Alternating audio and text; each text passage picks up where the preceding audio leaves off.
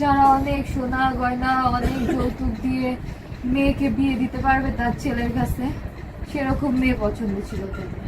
কিন্তু আমার স্বামী নির্লোভী ছিল, ও সৎ ছিল, ও আমাকে পছন্দ করছে, ও আমাকে পছন্দ করে বিয়ে করছে। কিন্তু বিয়ের পর ও অনেক মাতৃভক্ত ছিল, তো ওর মাতৃভক্তি প্রচুর ছিল। আমি সেটাকে অ্যাপ্রিসিয়েট করতাম, কারণ আমিও তো একদিন মা হব, আমারও সন্তান তাহলে ওর মতো হবে, ওর যেহেতু সন্তান। একটা পর্যায়ে যখন যে দেখলাম আমার দেওয়ালে পিঠ ঠেকে গেছে, আমি খুব ওদের যত্ন করতাম, ওকে ওর মাকে, কিন্তু ওরা না আমাকে বুঝতো না। আমার হাজবেন্ড আমাকে প্রচুর ভালোবাসতো, কিন্তু ওই যে একটা এজ গ্যাপ, ওর জন্য ও আমাকে বুঝতো না। তারপর আমি বিয়ে 6-7 মাস পর থেকে আমি বলা শুরু করি যে কি কোনো সমস্যা, বা তোমার মেন্টালিটি এমন কেন, তোমারই তো বউ, তুমি পছন্দ করে আনছো, আমি তো হেঁটে আসি নাই, তাহলে কি তোমার কখনো ইচ্ছাই করে না যে তোমার বউকে নিয়ে একটু থাকি, বা মানে তোমার কি ইচ্ছা করে না বউয়ের সাথে থাকি বা বউকে আলাদা করে একটু টাইম দেই? ও বলতো যে না, বউকে আলাদা করে টাইম দেওয়ার কি আছে, মা আছে, আমি আছি, তুমি আছো, যা করবো একসাথে করবো। বউকে তো রাতে ভালোবাসা যাবে, বউকে তো রাতে বউয়ের সাথে তো ঘুমাই, তখনই ভালোবাসবো। আমি বলতাম বউকে মানুষ শুধু রাতে ঘুমানোর জন্য, ভালোবাসার জন্য বিয়ে করে, বউয়ের কোনো শখ আহ্লাদ কিচ্ছু থাকে না। আর ওর মা আমাকে সংসার করতে দেয়নি।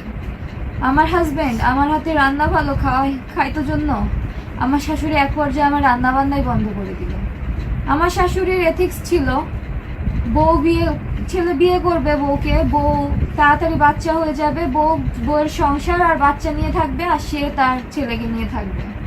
আমার শাশুড়ি, আমার জামাই, মানে আমার হাজবেন্ডের এই যে 35 বছর বয়স, ওকে স্টিল, ও যেদিন মারা গেল 7ই মে, ওই দিন সকালেও ওর মা ওকে খাওয়া হয়ে গেছে। এই 2.5 বছরে আমি দেখতেছি ওর মা ওকে শুধু প্যাম্পার করে যাচ্ছে, যে লাইক একটা বাচ্চা ছেলেকে যেভাবে তার মা প্যাম্পার করে, ঠিক সেভাবে প্রত্যেকটা ক্ষেত্রে। ও কি পোশাক পরবে, ও কি পোশাক কিনবে, ও কোনটা পরে অফিসে যাবে না যাবে, ও কখন কি খাবে, কখন ঘুমাবে, কখন ঘুম থেকে উঠবে, সবটা ওর মার কন্ট্রোলে। আর আমার হাজবেন্ড সেটা মেনে নিত। তো আমার একটা পর্যায়ে যে মনে হলো এটা তো খুব টক্সিক, কারণ আমি তো ওর ওয়াইফ, আমার তো নিজস্ব একটা, মানে আমি এমন একটা কিছুতে ভুগতেছিলাম যে আমার আইডেন্টিটি ক্রাইসিসে আমি ভুগতেছিলাম। আমি আমার অস্তিত্ব খুঁজে পাচ্ছিলাম না ওদের মাঝখানে। ওরা দুইজনে কথা বলতো, মা ছেলে, আমি যখনই ওদের মাঝে যেতাম ওরা স্টপ হয়ে যেত। এটা কেমন ব্যবহার? আমি তো ওর ওয়াইফ, ঘরের মধ্যে আমরা মাত্র 3টা মানুষ ছিলাম। ওর মা সকালে 2.5 বছরে ওর ব্রেকফাস্ট তৈরি করতো, আমাকে করতে দিত না, শুধুমাত্র ওর জন্য করতো। আমি কিন্তু আমার শাশুড়ি মাকে অনেক যত্ন করছি প্রথম 6-7 মাস, অ্যাজ লাইক যে আমার শাশুড়ি মা হয়তো বুঝবে একটা দিন না একটা দিন বুঝবে। আর আমার স্বামীর মুখের দিকে তাকিয়ে, কারণ ও তো ওর মাকে খুব ভালোবাসে, আমি ভাবতাম যে আমি যদি ওর মাকে ভালোবাসি ও তো আরো ভালো থাকবে।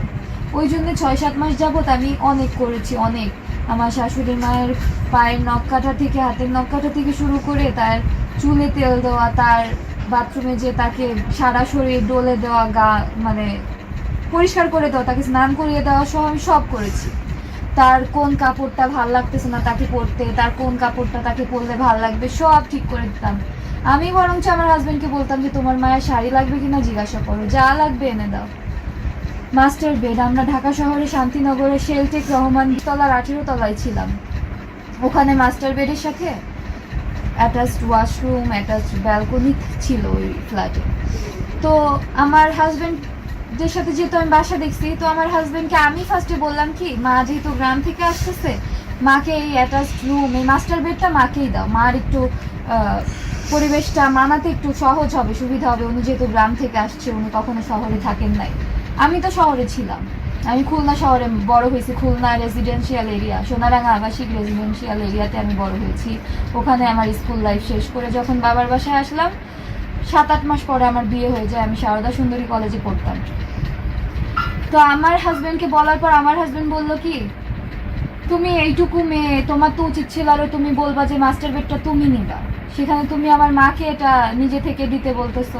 বাহ, ভালো। আমিও আশা করছিলাম যে আমার মাকে মাস্টার বেডটা দেবো, ঠিক আছে তাহলে মাই মাস্টার বেডটা নিই। তো মাকে মাস্টার বেড দেওয়া হলো, আর আমরা থাকতাম একটা রুমে। আমাদের হাজব্যান্ড ওয়াইফের কোয়ালিটি টাইম বলতে কিচ্ছু ছিল না, কিচ্ছু না।